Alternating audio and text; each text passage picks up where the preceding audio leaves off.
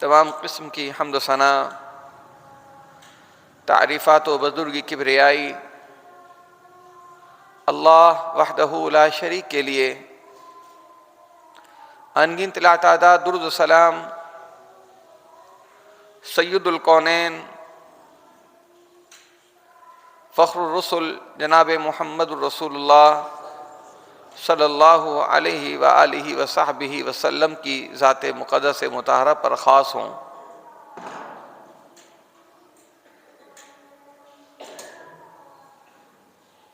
سابقہ جیسا کہ کچھ وقت سے، کچھ ماہ سے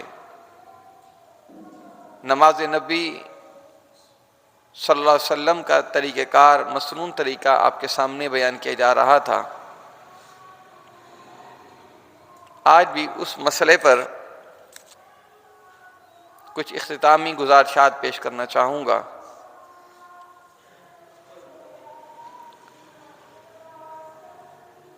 رکوع کے بعد جب ایک مومن نمازی مسلمان کھڑا ہوتا ہے،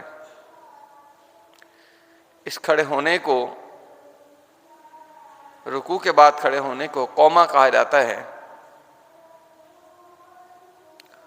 اور قومہ عام طور پر لوگ اس سے واقف ہی نہیں ہیں۔ قومہ کا مطلب صرف یہ نہیں کہ رکوع سے سر اٹھا لینا، رکوع کے بعد سیدھا کھڑا ہونا یہ قومہ ہے۔ سیدھا کھڑا ہونا اور اطمینان سے کھڑا ہونا یہ قومہ ہے۔ حضرت براء رضی اللہ تعالیٰ بیان کرتے ہیں کہ امام کائنات جناب محمد رسول اللہ صلی اللہ علیہ وسلم جب آپ نماز پڑھتے تھے، آپ کا رکوع، آپ کا سجدہ، رکوع کے بعد کھڑے ہونا یعنی قومہ میں کھڑا ہونا، اور دو سجدوں کے درمیان بیٹھنا، یہ رسول اللہ صلی اللہ علیہ وسلم کا یہ تمام اعمال برابر برابر ہوتے تھے۔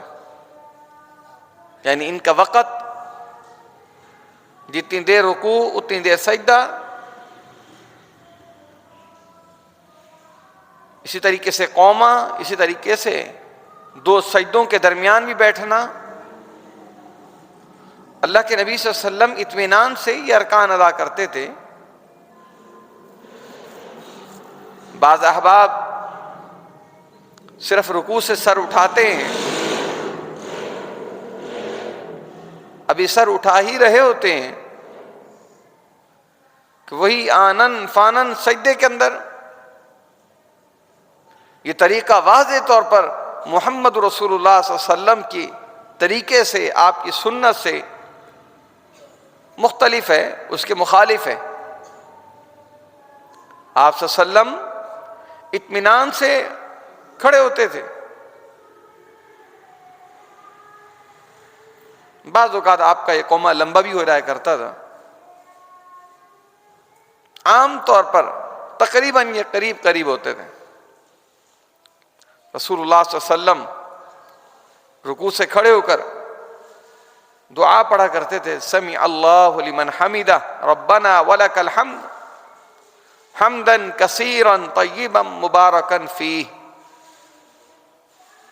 سن لیا اللہ رب العالمین نے لمن حمدہ، جس کی تعریف کی، ربنا ولک الحمد، اے ہمارے رب تعریفات تیرے لیے ہی ہیں، ہم بہت سی تعریفات تیری کرتے ہیں۔ مومن کو رب کی تعریفات ہی کرنی چاہیے۔ اہل علم نے یہاں پر ایک نکتہ بھی ذکر کیا کہ سمع اللہ لمن حمدہ، فعل ماضی یہاں پر استعمال کیا گیا، اور فعل ماضی کے اندر معنی یقین کا ہوتا ہے۔ ایک مومن کو اپنی نماز میں یقین یہ رکھنا چاہیے کہ جو میں اپنے رب کی حمد بیان کر رہا ہوں، جو میں اپنے رب کی تسبیح اور تعظیم بیان کر رہا ہوں، اس کی عظمت کے گن گا رہا ہوں، سبحان رب الاعلیٰ کی صورت میں، سبحان رب العظیم کی صورت میں، سورہ فاتحہ کے پڑھنے کی صورت میں، ثنا کے پڑھنے کی صورت میں، یہ جو میں نے اپنے رب کی تعریفات کی ہیں، اس کی حمد و ثنا بیان کی ہے، میرا یہ عقیدہ ہے میرے رب نے میری تعریفات کو سن لیا ہے، اور میرے رب نے میری تعریفات جو میں نے بیان کی ہیں، میرے رب نے ان کو سنا ہے، اور پھر اس بات پر اللہ سے مکمل امید اور یقین ہو کہ میرا رب انشاءاللہ اس کو قبول بھی فرمائے گا، اللہ سے یہ رجا ہو، یہ امیدیں وابستہ ہوں کہ میری وہ ان گزارشات کو، ان ٹوٹی پھوٹی باتوں کو میرا رب قبول فرما لیں۔ تو عزیزان اسلام، قومیں کے اندر یہ دعا پڑھنی ہے۔ اس کے علاوہ بھی رسول اللہ صلی اللہ علیہ وسلم سے دعا ثابت ہے، سمیع اللہ لمن حمدہ، اللہم ربنا لک الحمد ملء السماوات وملء الارض وملء ما شئت من شیء بعد۔ اللہ رب العزت نے سن لیا، رب کے لیے تعریفات ہیں، ملء السماوات وملء الارض، ان آسمانوں کی مقدار میں میری رب میں اللہ کی تعریف بیان کرتا ہوں، وملء الارض، زمین کی مقدار، اس زمین پر پودے، اس زمین پر نباتات، حشرات، زمین کے ذرات، یہ پتھر، یہ ریت، ہر چیز جو زمین پر ہے، ان سب کی مقدار میں میں اپنے رب کی تعریف بیان کرتا ہوں۔ کر نہیں پا رہا لیکن میرا جذبہ یہ ہے کہ میں اپنے رب کی اتنی تعریف کروں۔ وَمِلَ مَا شِئْتَ مِن شَيْءٍ بَعْدُ، اس کے بعد بھی جتنی بھی جو بھی چیز ہو، ہر چیز کی مقدار میں میں اپنے رب کی حمد و ثنا بیان کرتا ہوں۔ مومن کا یہ کہنا، مومن کا یہ جذبہ رکھنا، اللہ تعالیٰ اس کو بھی قبول فرماتے ہیں۔ اگرچہ آپ نے ان آسمانوں کے برابر، زمین کے برابر اللہ کی تعریف کی نہیں، یہ کلمہ کہہ دو گے تو اللہ کی رحمت سے اتنی مقدار میں اللہ آپ کو اجر عطا فرمائے گا۔ اس کا جذبہ ہے، اس کی خواہش ہے، اس کی تمنا ہے، آرزو ہے کہ میں اپنے رب کی اتنی تعریف بیان کروں۔ تیرا نیت کر لینا، تیرا سچا جذبہ کر لینا، اللہ اس کو قبول فرماتے ہیں۔ یہ دعا بھی یاد کریں، اللہ سمیع اللہ لمن حمدہ، اللہم ربنا لک الحمد ملء السماوات وملء الارض وملء ما شئت من شیء بعد۔ یہ مختلف دعائیں جو رسول اللہ صلی اللہ علیہ وسلم کی حدیث سے ثابت ہے، ان کو احباب یاد کریں، اس کا بڑا فائدہ، بڑی برکت نصیب ہوگی انشاءاللہ۔ قوما کر لینے کے بعد پھر اس کے بعد سجدے میں جانا ہے۔ سجدے کے متعلق چند احکامات ہیں۔ رسول اللہ صلی اللہ علیہ وسلم کی سنت سجدہ کرنے کا صحیح طریقہ کیا ہے؟ ایک روایت ہے، حضرت ابو ہریرہ رضی اللہ عنہ اس حدیث کے راوی ہیں، اذا سجد احدکم فلا یبرک کما یبرک البعیر، جب تم میں سے کوئی شخص سجدہ کرے وہ ایسے نہ بیٹھے جیسا کہ اونٹ بیٹھتا ہے، جیسا کہ اونٹ بیٹھتا ہے۔ اونٹ جب زمین پر بیٹھتا ہے تو سب سے پہلے وہ اپنے گھٹنے نیچے رکھتا ہے۔ اللہ اکبر۔ حضرت ابو ہریرہ رضی اللہ عنہ فرماتے ہیں، اللہ کے نبی صلی اللہ علیہ وسلم نے فرمایا جب تم میں سے کوئی شخص سجدہ کرے وہ ایسے نہ بیٹھے کما یبرک البعیر، جیسے اونٹ بیٹھتا ہے۔ اس حدیث سے استدلال کرتے ہوئے بعض کا موقف یہ ہے کہ رکوع میں، سجدے میں جاتے ہوئے پہلے گھٹنے رکھ لینے چاہیے، بعد میں ہاتھ۔ میں معذرت سے یہ سب کا لسانی سے جملہ ادا کر گیا، اونٹ جو بیٹھتا ہے دوسرے جانوروں سے اونٹ کا بیٹھنا مختلف ہے۔ اونٹ جب بیٹھتا ہے پہلے وہ اپنے ہاتھ رکھتا ہے پھر گھٹنے رکھتا ہے، فرمایا اونٹ جیسا نہیں بیٹھنا۔ اس حدیث سے استدلال کرتے ہوئے بعض کا موقف یہ ہے کہ پہلے گھٹنے رکھے جائیں بعد میں ہاتھ رکھے جائیں۔ ابو ہریرہ رضی اللہ عنہ کا یہی موقف تھا۔ حضرت ابن عمر رضی اللہ تعالی عنہما اور دیگر کثیر تعداد سے اصحاب رسول صلی اللہ علیہ وسلم اور اہل علم کا، محدثین کا موقف یہ ہے کہ پہلے زمین پر ہاتھ رکھنے چاہیے، گھٹنے بعد میں رکھنے چاہیے۔ اللہ اکبر۔ حضرت ابن عمر رضی اللہ عنہ کی بھی روایت یہی ہے۔ ابن حجر رحمۃ اللہ علیہ نے حضرت ابو ہریرہ والی حدیث کو ضعیف قرار دیا ہے، تو لہذا اس حدیث میں کچھ سند میں کچھ سقم ہے، جس وجہ سے ابن عمر والی روایت جو ہے یہ راجح ہے، سندن بھی اس سے مضبوط ہے، اور کئی اصحاب رسول صلی اللہ علیہ وسلم کے اور اہل علم کی زیادہ رائے اسی بات پر ہی ہے کہ پہلے زمین پر ہاتھ رکھنے چاہیے، گھٹنے زمین پر بعد میں رکھنے چاہیے۔ سجدے کے اندر کچھ ضروری احتیاط ہے، ضروری تعلیمات ہیں۔ سب سے پہلے تو جب سجدے میں جانا ہے، پہلے زمین پر ہاتھ رکھنے ہیں، بعد میں گھٹنے رکھنے ہیں، نمبر 1۔ نمبر 2، سجدے میں جب جانا ہے تو پیشانی کو اور ناک کو زمین پر صحیح طور پر ٹکانا ہے۔ ایسا نہ ہو کہ پیشانی تو زمین پر ٹکی ہو لیکن ناک زمین سے اٹھی ہو، اگر ایسا ہوگا وہ سجدہ نہیں ہے۔ جیسے پیشانی زمین پر ٹکی ہو، ناک بھی اسی طریقے سے زمین پر ٹکا ہو۔ یہ اللہ کے نبی صلی اللہ علیہ وسلم کی سنت کے مطابق سجدہ کرنا ہے۔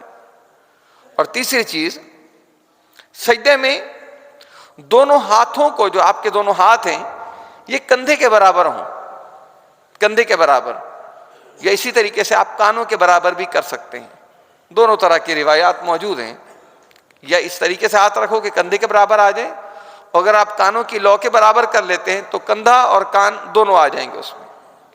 پھر اس کے بعد سجدے میں ہاتھوں کی انگلیاں جو ہیں وہ ایک دوسرے سے ملی ہونی چاہیے، ہاتھ کھلے ہوئے ڈھیلے ڈھالے یہ چیز نہ ہو، اور ہاتھ سیدھے ہوں اور انگلیاں آپس سے ملی ہوں اور قبلہ رخ ہوں۔ یہ طریقہ کار سجدے میں نہیں ہے۔ سجدے میں گئے بس ایسے ہی گرے، ہاتھ جیسے ہیں ویسے کے ویسے رہ گئے، بالکل سیدھا قبلہ رخ ہونا چاہیے انگلیوں کا۔ اور سجدے میں دونوں ہتھیلیاں اور دونوں جو گھٹنے ہیں اس زمین پر صحیح طور پر ٹکا لینے چاہیے، ہتھیلیاں بھی صحیح طور پر ٹکی ہوں اور گھٹنے بھی صحیح انداز میں زمین پر ہمیں رکھ لینے چاہیے۔ نبی کریم صلی اللہ علیہ وسلم نے فرمایا، اس شخص کی نماز نہیں ہے، اس شخص کی نماز نہیں ہے جو شخص سجدے میں سجدہ کرتا ہے لیکن اس کی ناک پیشانی کی طرح زمین پر نہیں لگتی، اللہ کے نبی نے فرمایا اس کا سجدہ ہی نہیں ہے۔ یہ رسول اللہ صلی اللہ علیہ وسلم کا فیصلہ ہے۔ جس کی ناک زمین پر نہ لگی پیشانی کی طرح، آپ صلی اللہ علیہ وسلم نے فرمایا اس کا سجدہ نہیں ہے۔ دارقطنی کی روایت ہے، امام ابن جوزی رحمۃ اللہ علیہ نے اس حدیث کو صحیح قرار دیا۔ اتنا اہم ہے نماز کا ایک ایک رکن کو صحیح طور پر سنت کے مطابق ادا کرنا۔ اب دیکھنے کے طور پر تو سب سجدہ ہے، لیکن ہلکی سی ناک اگر اٹھی ہوئی ہے زمین سے، زمین پر نہیں لگی، رسول اللہ صلی اللہ علیہ وسلم کا فیصلہ اس کی نماز نہیں ہے۔ لہٰذا یہ بہت اہم معاملات ہیں، ان کو سنجیدگی سے، توجہ سے ہمیں سننا چاہیے اور سن کر پھر اس پر عمل کرنا چاہیے۔ پاؤں کی انگلیاں جو ہیں، ان کے سرے جو ہیں، پاؤں کی انگلیوں کے جو سرے وہ بھی قبلہ رخ ہو، انگلیاں مڑی ہوئی ہوں اس انداز سے، یہ انگلیاں مڑی ہوئی ہوں اور سیدھا قبلہ رخ کی طرف ہوں۔ بعض احباب سجدہ کرتے ہیں، ان کے پاؤں پر اٹھے ہوتے ہیں یا ان کی ایڑیوں کی خارشیں پیچھے ہو رہی ہوتی ہیں، ایک دوسرے پر ایڑی چڑھا کر، کسی کی ایڑی پر ایڑی چڑھی ہوتی ہے اور کسی کی انگلیاں پیچھے کی طرف ہوتی ہیں۔ یہ غلط ہے، سنت کی مخالفت ہے۔ ایڑیاں ملی ہوئی ہوں اور پھر ایڑیاں جو ہیں پاؤں ملے ہوئے ہوں اور پاؤں کی جو انگلیاں ہیں وہ مڑی ہوئی ہوں اور قبلہ رخ ہوں۔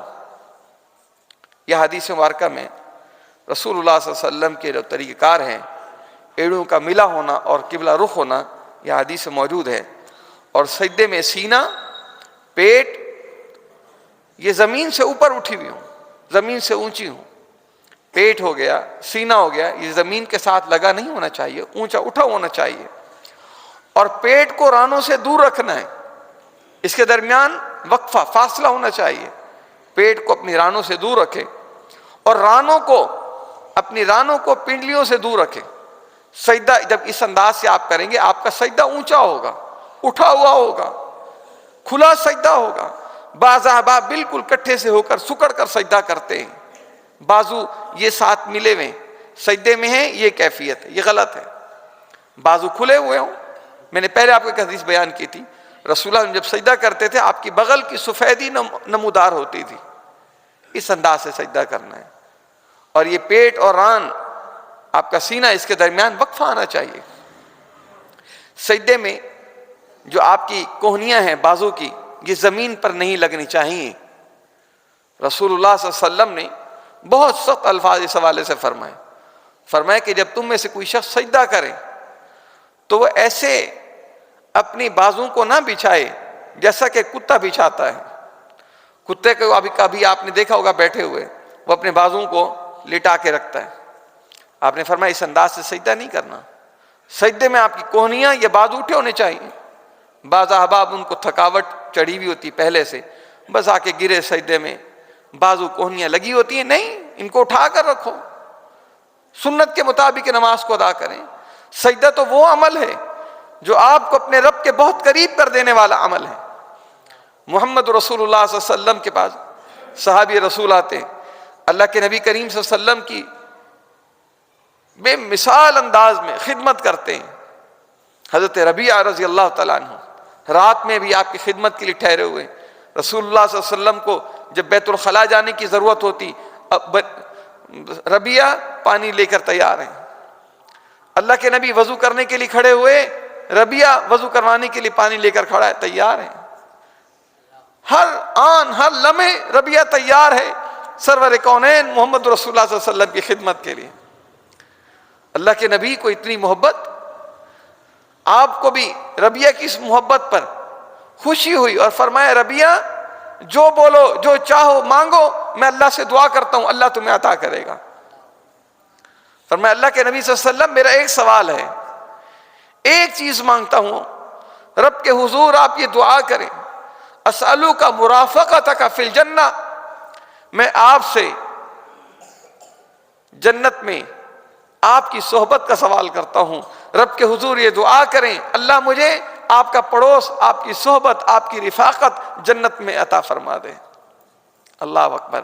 ربیعہ کتنا سمجھدار ہے, سوال کر سکتے تھے دنیا کے بھی, مال و زر کے بھی, جاؤ حشمت کے بھی, لیکن نہیں کیا, اور صرف جنت نہیں مانگی.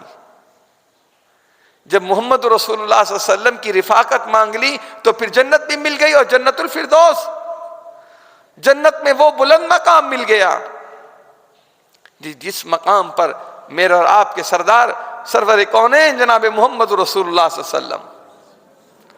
اللہ کے نبی مجھے آپ کا پڑوس, آپ کی رفاقت چاہیے. اللہ اکبر. اللہ کے نبی صلی اللہ علیہ وسلم فرماتے ہیں فَإِنِّي عَلَيَّ بِكَثْرَةِ السُّجُودِ, ربیعہ اگر تیری یہ بات ہے تو پھر ایک کام کر, آپ میری اس حوالے سے معاونت کریں, تعاون کیجئے. کس چیز کے ساتھ؟ کثرت سجود کے ساتھ. آپ کثرت سے سجدے کریں, اللہ آپ کو میں محمد رسول اللہ صلی اللہ علیہ وسلم کی رفاقت نصیب کرے گا.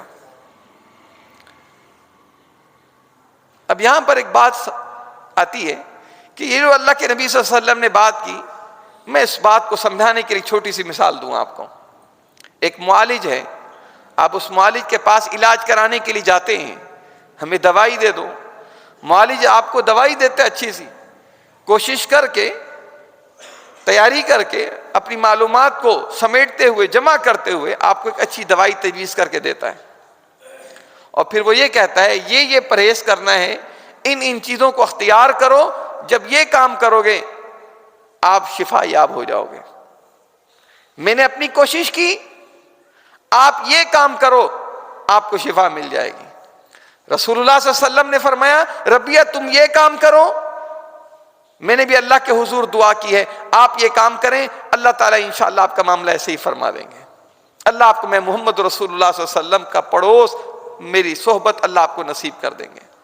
تو عزیزان اسلام, یہ سجدہ یہ وہ عمل ہے جو محمد رسول اللہ صلی اللہ علیہ وسلم کی رفاقت حاصل کرنے کا ایک بہت بڑا ذریعہ ہے۔ سجدہ حدیث میں آتا ہے کہ انسان جب سجدے میں ہوتا ہے وہ اللہ کے سب سے زیادہ قریب ترین ہوتا ہے، اللہ کے قریب ہو جاتا ہے۔ تو اس سجدے کا ہمیں اہتمام کرنا چاہیے اور سنت کے مطابق سجدہ کرنا چاہیے۔ اللہ اکبر۔ ہر مسلمان بہن بھائی کو سنت کے مطابق سجدہ کرنا اور اس کی اہمیت کو جاننا ہم سب پر ضروری ہے۔ بعض سجدے کے حوالے سے خواتین کے مابین مردوں کے مابین فرق کرتے ہیں، جس کی کوئی دلیل نہیں ہے، اس کا ذکر پہلے میں کر چکا ہوں سابقہ جمعے میں، کہ ایسی جو نماز کے حوالے سے فرق کیا جاتا ہے کہ خاتون نے ہاتھ یہاں باندھنے ہیں، مرد یہاں باندھے گا، خاتون نے سجدہ ایسے کرنا ہے، مرد نے ایسا کرنا ہے، ان چیزوں کا کوئی فرق محمد رسول اللہ صلی اللہ علیہ وسلم کی ذخیر حدیث سے نہیں ملتا۔ کوئی ایک ایسا موقع نہیں کہ اللہ کے نبی نے کہا ہو کہ مردوں نے ایسے نماز پڑھنی ہے، یا کہا ہو عورتوں کو کہ تم نے ایسے نہیں، تمہارا طریقہ دوسرا ہے۔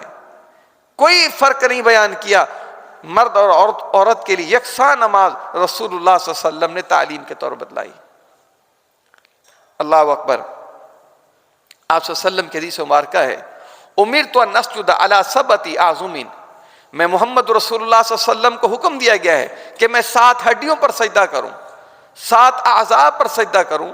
وہ 7 اعضاء کون سے ہیں؟ یاد کر لیجیے، وہ 7 اعضاء، ایک آپ کی جبین، پیشانی، 2 آپ کے ہاتھ یہ ہتھیلیاں، 3 2 آپ کے گھٹنے، کتنے ہو گئے؟ 5، اور 2 آپ کی پاؤں، ان کی انگلیاں، یہ جو ہڈیاں ہیں، یہ 7 ہڈیاں رسول اللہ صلی اللہ علیہ وسلم نے فرمایا مجھے ان 7 ہڈیوں پر سجدہ کرنے کا حکم دیا گیا ہے۔ کس کی طرف سے؟ اللہ رب العالمین کی طرف سے۔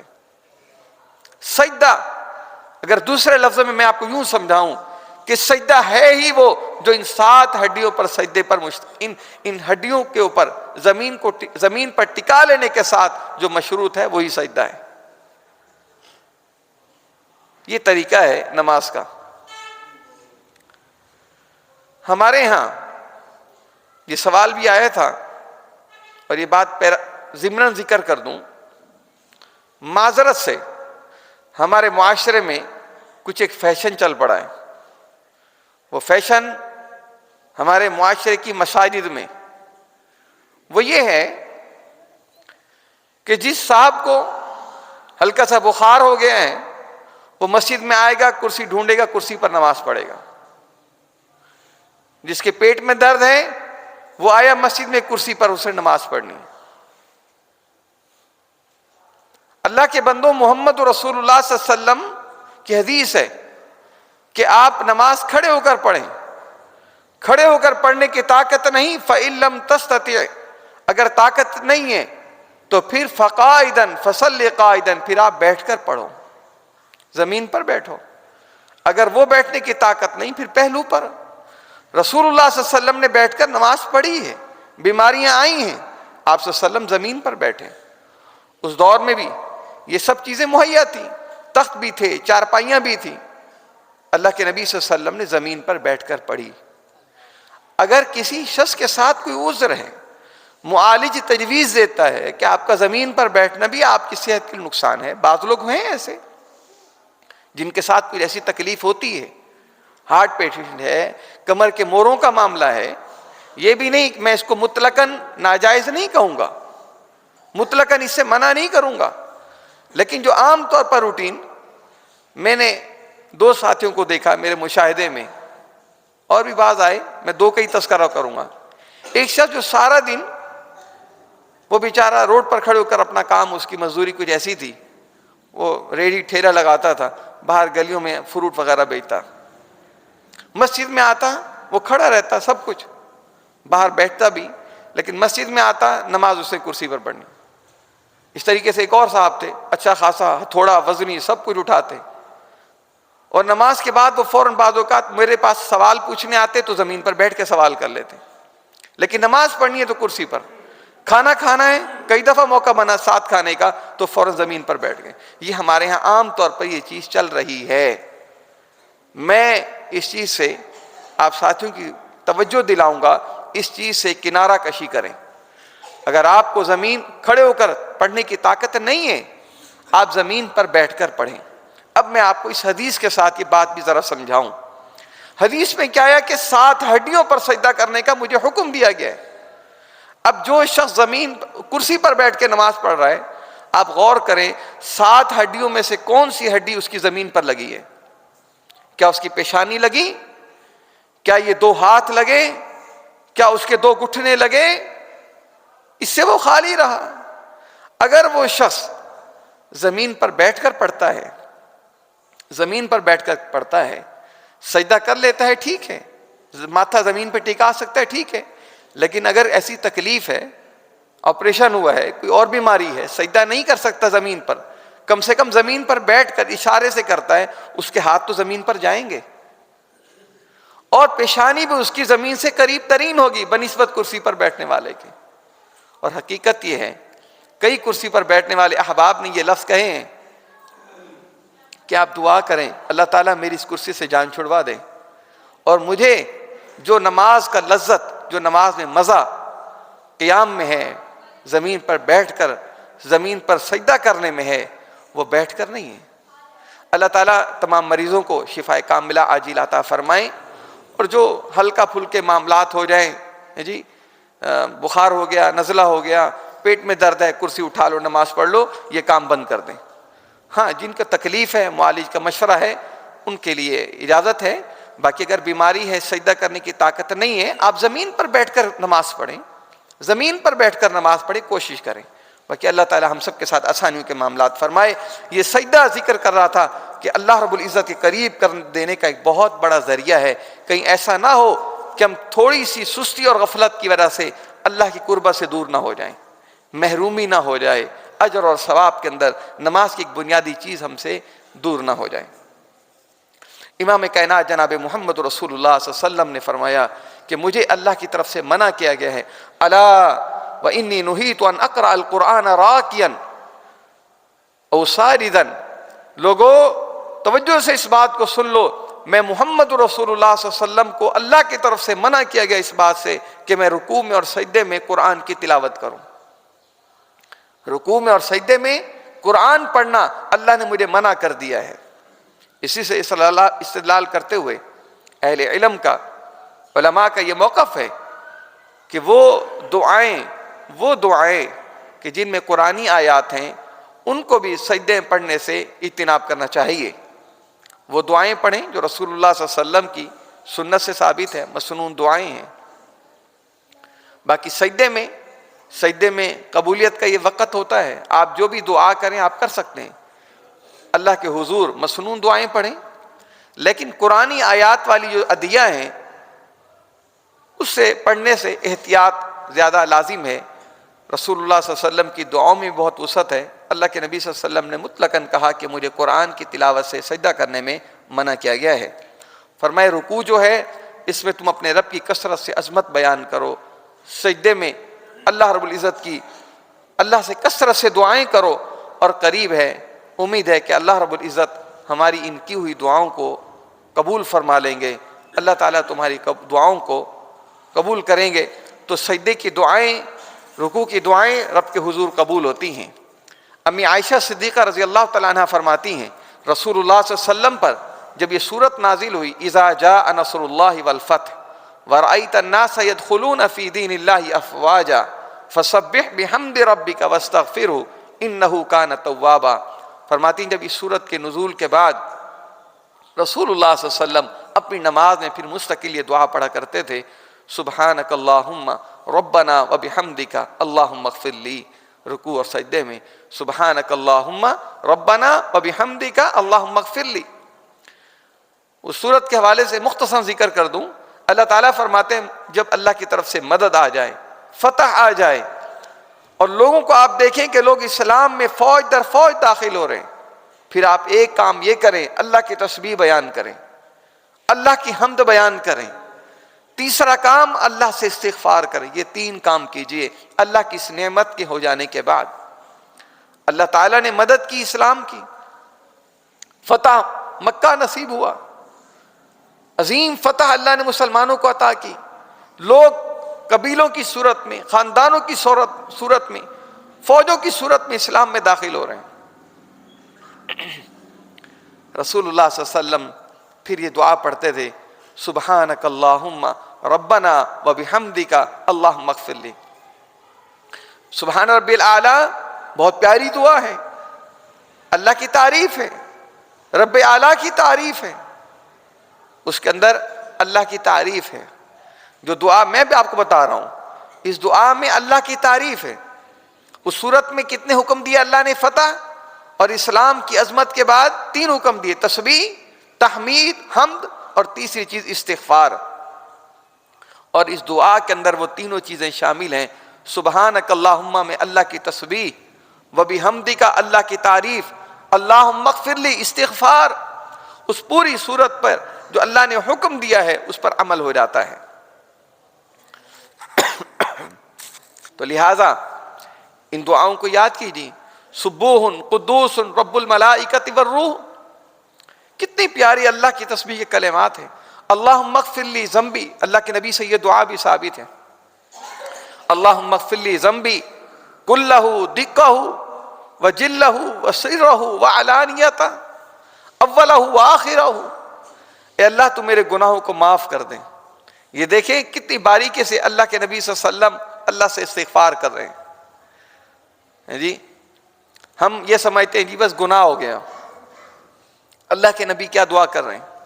اللہ تو میرے گناہوں کو معاف کر دیں، سارے کے سارے گناہوں کو معاف کر دیں۔ پھر آگے اس کی مزید وضاحت کرتے ہیں، دقہ وجلہ، باریک چھوٹے چھوٹے گناہ، بڑے گناہ، جو ظاہر کیے، جو چھپ کر کیے، جو پہلے کیے، جو بعد میں کیے، اللہ ہما قسم کے گناہوں کو تو معاف کر دے، مجھے گناہوں سے آزادی دے دے۔ یہ ہے اللہ سے معافی مانگنے کا انداز۔ یہ سجدے میں رسول اللہ صلی اللہ علیہ وسلم یہ دعا مانگتے تھے۔ امید ہے میرے ساتھی احباب، مائیں بہنیں، بھائی، دوست انشاءاللہ اس دعا کو یاد کریں گے۔ انشاءاللہ اس دعا کو یاد کرو، اللہ سے مانگو، سجدے میں مانگو گے رب تمہارے گناہوں کو معاف کر دے گا انشاءاللہ۔ اس کے علاوہ بھی وقتاً فوقتاً ان دعاؤں کا اہتمام کریں۔ 2 سجدوں کے درمیان بیٹھنا رسول اللہ صلی اللہ علیہ وسلم کی سنت سے ثابت ہے۔ حدیث پاک میں آتا ہے کہ رسول اللہ صلی اللہ علیہ وسلم 2 سجدوں کے بعد بیٹھتے تھے، اپنے بائیں پاؤں کو زمین پر بچھاتے اور اس کے اوپر بیٹھتے تھے۔ بائیں پاؤں کو بچھاتے اور اس کے اوپر اللہ کے نبی صلی اللہ علیہ وسلم بیٹھتے تھے۔ دایاں پاؤں آپ صلی اللہ علیہ وسلم پر کھڑا ہوتا تھا اور آپ کی انگلیاں قبلہ رخ ہوتی تھی، انگلیاں پیچھے کو نہیں، انگلیاں قبلے کی طرح مڑی ہوتی تھیں، اور آپ بائیں ٹانگ کے اوپر، پاؤں کے اوپر اللہ کے نبی صلی اللہ علیہ وسلم بیٹھتے تھے اور دعا پڑھتے تھے۔ مختلف دعائیں ثابت ہیں، اللہم اغفر لی وارحمنی واہدنی وعافنی وارزقنی، یہ الفاظ ہیں۔ اس طریقے سے ایک الفاظ یہ بھی ہیں صحیح حدیث کے، مختصر دعا ہے، رب اغفر لی رب اغفر لی۔ یہ جن بھائیوں کو اگر وہ دعا یاد نہیں، آج سے آپ نے اللہ کے نبی کی حدیث سن لی ہے اور آج سے یہ عمل شروع کر دیں۔ رب اغفر لی، کتنے آسان الفاظ ہیں، رب اغفر لی رب اغفر لی، ان کلماتوں کا، اے اللہ مجھے بخش دے، اے میرے رب مجھے بخش دے۔ دوبارہ سجدے میں جانا ہے۔ رسول اللہ صلی اللہ علیہ وسلم یہ بین السجدتین یہ دعائیں پڑھا کرتے تھے۔ پھر اس کے بعد جب ایک رکعت ایک مسلمان پڑھ لے، پھر اس کے بعد جلسہ استراحت کرنا ہے۔ استراحت راحت سے ہے، تھوڑا سا سکون لے لینا ہے۔ ایک رکعت پڑھ لینے کے بعد یہ نہیں کہ سجدے سے اٹھتے ہی سیدھا کھڑے ہو جانا ہے، نہیں، ایک رکعت سجدہ کر لینے کے بعد، دوسرا سجدہ کر لینے کے بعد پھر بیٹھنا ہے، تھوڑی سی راحت، پھر اس کے بعد کھڑا ہونا ہے دوسری رکعت کے لیے۔ یہ رسول اللہ صلی اللہ علیہ وسلم کی طریقے سے سنت سے ثابت ہے۔ اور پھر جب 2 رکعت پڑھ لی جائیں گی، تیسری رکعت کے لیے جب کھڑے ہونا ہے، دوسری رکعت کے اندر تشہد پڑھنا ہے، التحیات للہ والصلوات والطیبات، تمام قولی عبادات، تمام بدنی عبادات اللہ رب العالمین کے لیے۔ یہ ایک عبادات کی جملہ اقسام ہیں۔ کچھ عبادتیں ہیں جو بدنی ہیں، آپ نماز پڑھ رہے ہیں، یہ بدنی عبادت ہے، جسم کو ہلا رہے ہو اللہ کے سامنے رکوع میں، سجدے میں، ہے جی۔ کچھ عبادتیں وہ ہیں جو مالی ہیں، جہاں مال خرچ ہو رہا ہے، آپ زکوٰۃ دے رہے ہیں، صدقہ خیرات کر رہے ہیں، یہ مالی عبادت ہے۔ حج جو ہے وہ بدنی عبادت بھی ہے اور مالی عبادت بھی ہے۔ اس طریقے سے لمبی تفصیل ہے، اختصار کے ساتھ آگے چلتے ہیں. السلام علیکہ ایھا النبی ورحمۃ اللہ وبرکاتہ. سلامتی ہو محمد رسول اللہ صلی اللہ علیہ وسلم پر، اللہ کی رحمتیں ہوں، برکات ہوں. سلامتی ہو ہم پر بھی. وعلی عباد اللہ الصالحین، اور اللہ کے تمام نیک بندوں پر.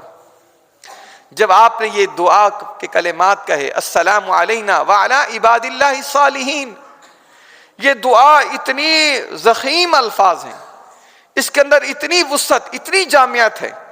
میں ایک جملے کے اندر یہ بات کہہ دوں، جب آپ نے یہ جملہ کہا، آپ کی اس دعا کے اندر آپ بھی آ گئے، آپ کی اولاد بھی آ گئی، آپ کے والدین بھی آ گئے، آپ کی نسل بھی آ گئی، اور وہ محمد رسول اللہ صلی اللہ علیہ وسلم کے دور کے صحابہ تک آپ کی یہ دعا ہو گئی ہے. وعلی عباد اللہ الصالحین، اللہ کے جتنے بھی نیک بندے ہیں سب پر سلامتی ہو. آپ نے ابو بکر صدیق کے لیے دعا کر لی، عمر فاروق کے لیے دعا کر لی، اصحاب رسول کے لیے دعا کر لی. اس جذبے سے یہ دعائیں پڑھو، پھر دیکھو آپ کی نماز میں کیسی چاشنی اور لذت حاصل ہوتی ہے. السلام علینا وعلی عباد اللہ الصالحین. اشہد ان لا الہ الا اللہ، میں گواہی دیتا ہوں وہ وحدہ لا شریک ہے. میں اس بات کی گواہی دیتا ہوں محمد رسول اللہ صلی اللہ علیہ وسلم اللہ کے رسول ہیں. یہ آپ کی 2 رکعت کا تشہد ہو چکا، پہلا تشہد. پھر آپ نے 4 رکعت کی نماز ہے تو پھر آپ دوبارہ کھڑے ہوں گے، 2 رکعت پڑھیں گے.